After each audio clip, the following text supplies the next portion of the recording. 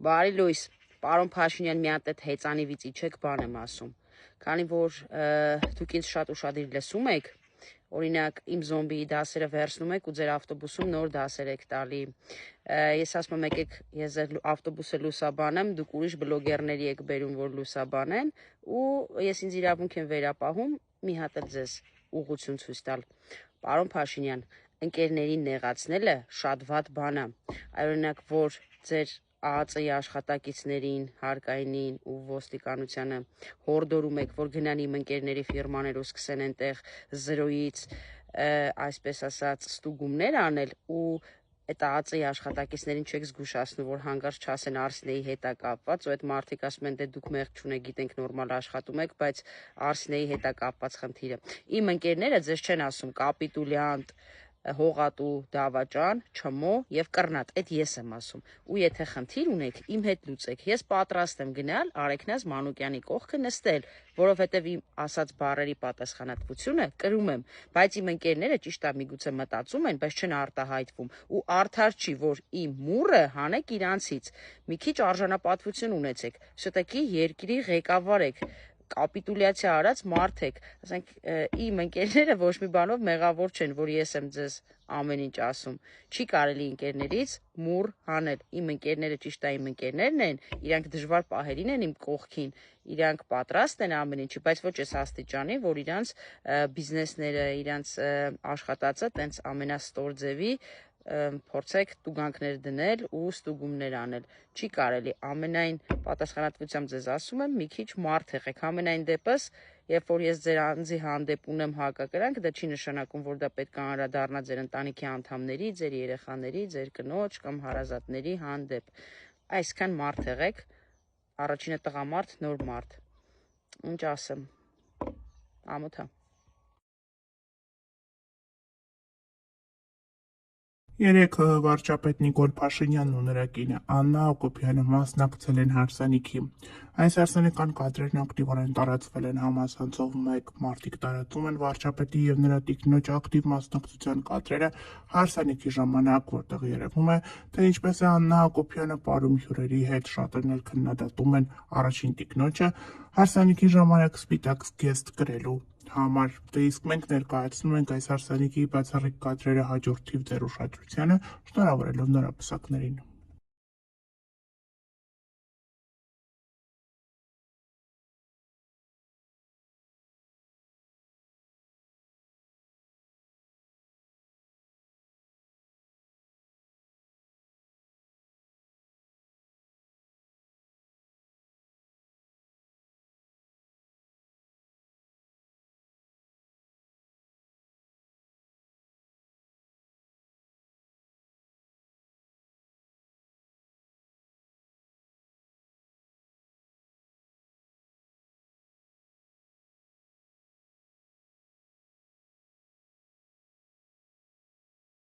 Հայաստանյան ռեստորանային համալիրներից մեկում տեղի է ունեցել ԴՕԿ կուսակցության անդամ Լևոն Բաղդասարյանի դստեր հարսանիքը։ Դեռ վաղ առավոտից հայկական ավանդական հարսանիքին համաձայն ընտանիքը մեծ շուքով տոնել է